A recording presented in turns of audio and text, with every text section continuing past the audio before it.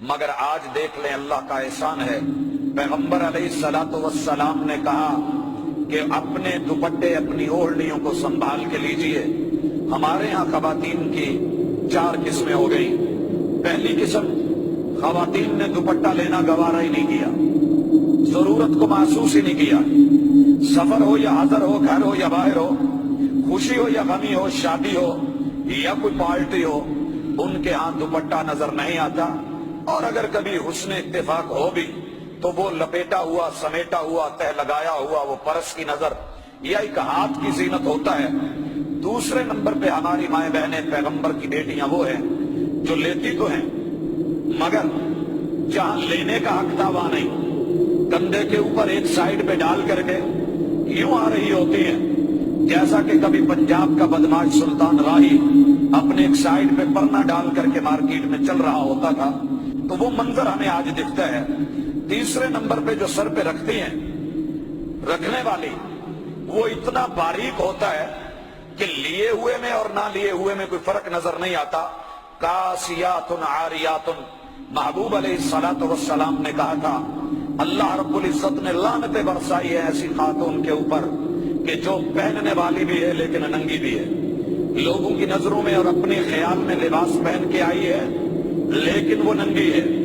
اور چوتھی قسم کہ جو لے رہی ہیں ان کا ڈیزائن یہ ہے، کسی مجلس میں ہوں، کسی سفر میں ہوں، حضر میں ہوں، کسی بھی مقام پہ ہوں، پبلک پوائنٹ پہ ہوں، سر پہ ایک مرتبہ لیں گی، پھر جھٹکا دے کے اس کو اتاریں گے، پھر اس کو سر پہ لیں گی، پھر جھٹکا دیں گے، اتاریں گے۔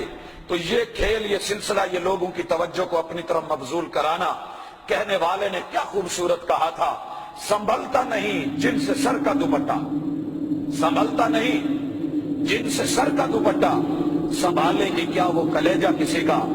آج ایک دوپٹہ نہیں سنبھل رہا، کل ایک فیملی سنبھالنی ہے، ایک خاندان سنبھالنا ہے، ایک قبیلہ اور ایک قوم کو سنبھالنا ہے، ایک نئی نسل اور ایک نئی جیل کو سنبھالنا ہے، تو یہ کیسے سنبھال پائے گی؟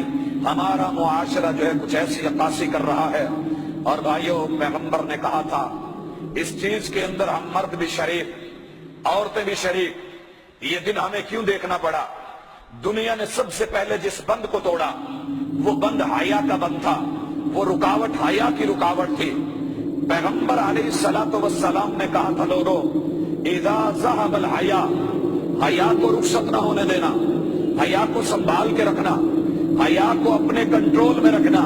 اذا ذهب الحیا فاصنع ما تشاء، جب حیا جاتا رہا تو پیچھے کوئی رکاوٹیں نہیں رہ جائیں گی، جو دل میں آئے انسان وہ کرے گا۔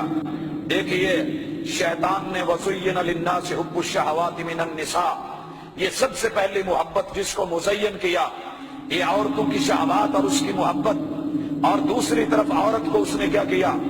ذوق تبرج دیا، ذوق خود نمائی دیا، ذوق حسن دیا، ذوق آرائش اور زیبائش دیا۔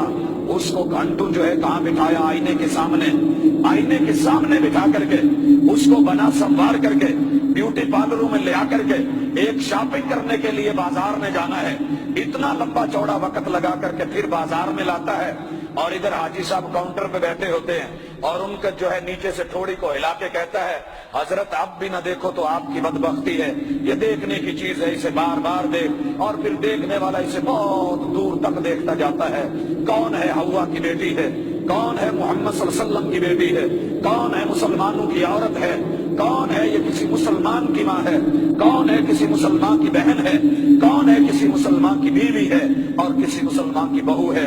اللہ اکبر! ذوق تبرج آیا، ذوق بے حجابی صرف چہرے کی حد پر اگر آتا میں مان لیتا، لیکن جب ذوق تبرج آئے، ذوق نمایاں پن آئے اور اس کا شوق بے حجابی آئے تو چہرے سے نہیں، سب سے پہلے آغاز ہوتا ہے، نقاب اٹھتا ہے، اور پھر جھکی ہوئی نگاہیں آہستہ آہستہ بلند ہو جاتی ہیں، اور پھر لباس تنگ اور ٹائٹ ہونا شروع ہوتا ہے، پھر اسی طرح اس میں گانٹ اور قطر اور تخفیف شروع ہوتی ہے، گلے کھلنے لگتے ہیں، بازو اوپر کو چڑھنے لگتے ہیں، شلواریں اٹھنے لگتی ہیں، دھیرے دھیرے حیا اٹھتا ہے، پھر ذوق آرائش اور شوق نمائش زیب و زینت بننے سنورنے اور زیبائش پہ امادہ کرتی ہے، پھر حسن بے باک ہوتا ہے تاکہ لوگ شوق